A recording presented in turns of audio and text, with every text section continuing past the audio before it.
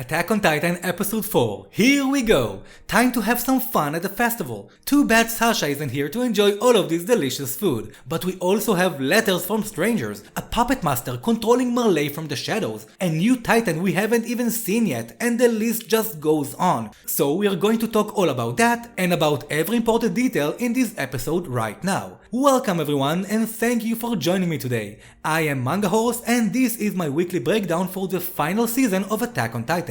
Yes, it hasn't been so weekly yet, but it will be from this week. And I do owe you a special Reiner video that I'm absolutely going to deliver, so that's also coming up. If you're new to my channel, don't forget to subscribe to not miss any of my future videos. Videos for both anime watchers and manga readers are coming up, so don't forget to also click that little bell thingy. Without that, YouTube might not inform you about my new uploads. Another little update. It seems that the next episode will not be airing next week, and we will have to wait 2 weeks for the next one. Manga readers are used to long waits, but I guess anime watchers will be a little upset. But don't worry, you have a great episode to look forward to. And with that, let's talk about episode 4, episode name From Hand to Hand, and it covered the ending of manga chapter 97 and all of chapter 98. Starting off with Falco being a good boy and helping Mr. Kruger to deliver a letter. Next, we see a very famous family is in town. Meet the Tiber family. They are a fun little gang, and we will talk a lot about them. Do pay attention that they have their own personal guards, which are extremely big, just like they were in the manga.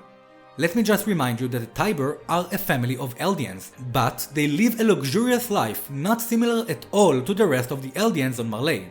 Meet Willy, the head of the Tiber family. I'm actually happy the anime made this family as annoying as they were in the manga, especially those brats fighting on the sofa. The first thing to notice is that no one actually knows who has the Warhammer Titan within the family. That is of course for security reasons, if someone ever wanted to steal it away from them. Next, we have the legend of Helos, the human that defeated the devils of the earth 100 years ago and saved the world. This is more than just a statue or a legend for Marley, it symbolizes Marley's spirit and strength. Just to refresh your memory, we are talking about the time the king left the fight and migrated to Paradise. More on that in the next episode. But what's this? The statue is hollow? What a weird detail to mention. It was also mentioned in the manga, and for a good reason. So who was Helos? If you want me to do a video about Helos, please let me know. I will try to link a poll in this video, so look for that. Just keep in mind that it will contain a few spoilers for the next episode. Moving on, here we get a deeper look into Marley. For most people of Marley, the war exists only in the newspapers. They are not affected by it or concerned about it as long as they read about the winnings of their country.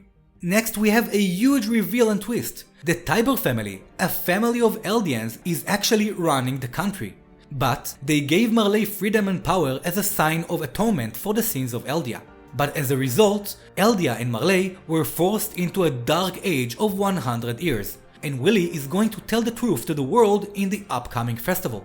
Keep in mind that this means the Tibers are letting Eldians be treated like animals despite the fact they are practically the same. And this raises a lot of moral questions, especially due to the fact they themselves live a very comfortable life. So yes, another sinister twist in Attack on Titan. And don't worry, we will have much more of those soon. Next, we have Pieck scaring the hell out of Porco. This was one of the most anticipated manga panels that finally reached the anime.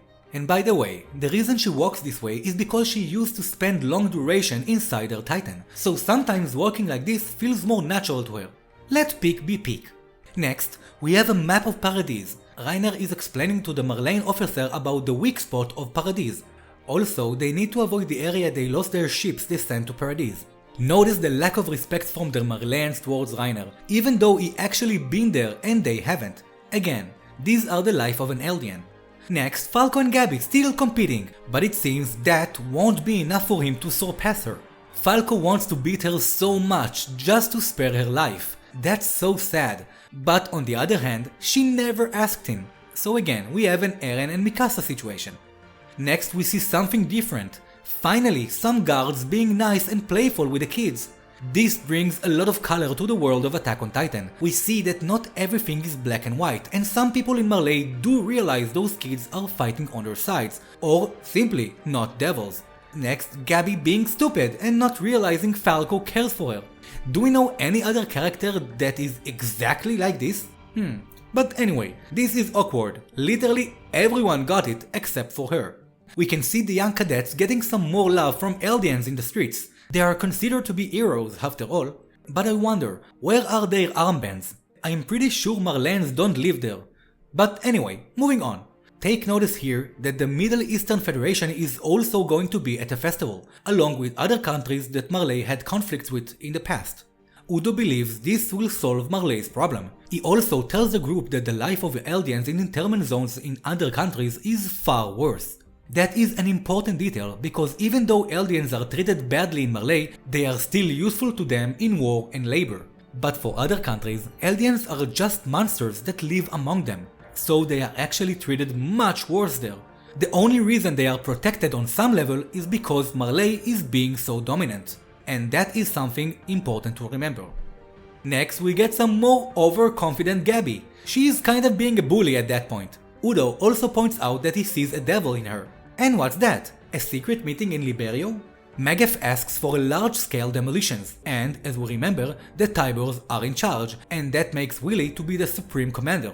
Willy agrees and makes Magef in charge of the entire army, and not only over the warriors.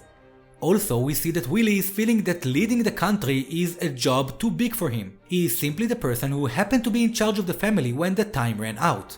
But the time for what exactly? You will see in the upcoming episodes. But from Magef's little story about his house and the mouse, we can definitely see that he knows something is coming up. Moving on, we go back to Eren and Falco. It seems that Falco helped him send not one, but several letters outside of Liberio. Falco is clearly enjoying spending time with his new friends. Let's just hope it won't come back to haunt him for the rest of his life. But everything is fine. Mr. Kruger is going back to his family after the festival, so it's all good. And I wonder, where did he get those baseball glove and ball? Next, we have another familiar face. Grisha's father is a doctor in the hospital and he comes to sit next to Eren. So yeah, basically Eren is now sitting next to his own grandfather, a person he never met in his life, but Eren knows exactly who that man is.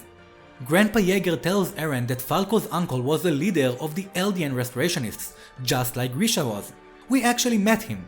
This is Grice. He is also the person Gross used to lure the Titans away from the wall. And now, Falco's family is trying to fix their family name by trying to become warriors. It seems that Grandpa Yeager noticed Falco been taking letters from a stranger. He warns Eren that it would get him in trouble, and possibly even sent to Paradise, like his son Grisha.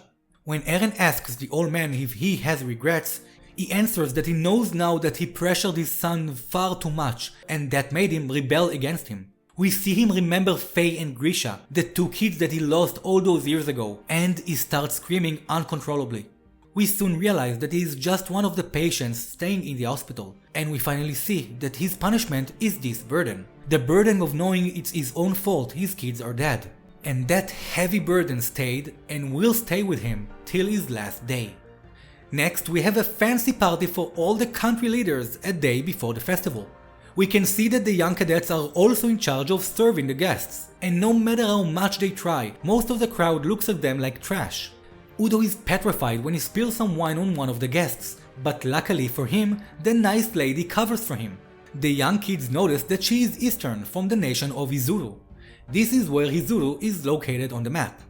And another thing, after you've seen this nice lady, anime watchers have finally reached the point they can watch one of my best theories. So go check it out if you can't wait to know some more about this story. I will also place a link for this video in the description and at the end of this video. Another thing about this nice lady, let's just call her Kiyomi for now. So the nice thing about Kiyomi and some of the other guests in this party is that they finally bring some diversity into Attack on Titan. Finally, we see different races and people of all colors. This really expands the world of Attack on Titan, as we see there are different countries and people outside the little island of Paradise, just like in our world. We see how people treat Willy with respect in spite of him being an Eldian. They also refer to him as the king of their savior. They are talking of course about the Tybur family that according to history helped Helos to end the war 100 years ago. We see that he is very well respected and loved by people from all around the world, just showing us the political power and influence of the Tybur family. We can see him easily calms the crowd after this officer brings up the fights Marley won against the other countries, and we see how people are truly excited to hear what Willy has to say. Willie explains that he understands the problem of the Eldians, and he has come up with a single solution that will end this problem. And he is going to reveal it to the entire world at the festival. I wonder what this solution might be. But he seems like a wise guy, so I'm sure he knows what he's doing. We now go to the next day. It's festival time. Suddenly, Liberio is full of people and tasty food. This is not something usual for the young cadets, so we can see why they are nearly going insane. It's still nice to see those kids who are meant to become war machines still manage to act like children. But oh no, they don't have any money. Good thing Big Brother Reiner is here. This scene in the manga broke my heart. You could really see how much Reiner cares for those kids. And take notice that he himself didn't eat anything. Reiner is being the big brother inside and also outside of the walls. I mean, you gotta love Reiner, come on. The party is over and the sun sets down with our beautiful ending song in the background. It's time to go to the festival. Lately it seems like lots of things have been happening. It kinda feels like something is about to change. Simply heartbreaking. You can't even imagine, Gabby. And for the big finale, Falco asks Reiner to follow him. He takes him down some stairs and opens the door. A familiar music plays, exactly the same that played when the Armored and the Colossal revealed himself. And Reiner finds himself facing an old friend. Hey, it's been 4 years, Reiner. Oh my, Mr. Kruger has arrived. Next time, Declaration of War. Prepare yourself, Anime Watchers, it's gonna be a blast. And that concludes our latest episode. So, did you like it? Tell me your thoughts about it. And also, who do you think has the Warhammer Titan? Tell me what you think. If you enjoyed this video, don't forget to smash that like button and subscribe if you haven't already. Also reminding you that you can find me literally everywhere, especially on Discord and Facebook, so come and say hi. Feel free to check any of my other videos. Don't worry, I always announce spoilers on videos, and of course, I am here if you have any questions. And that is all for today, my Titan loving friends, and I will see you all real soon. And until then, don't forget to dedicate your hearts for humanity, inside and outside the walls.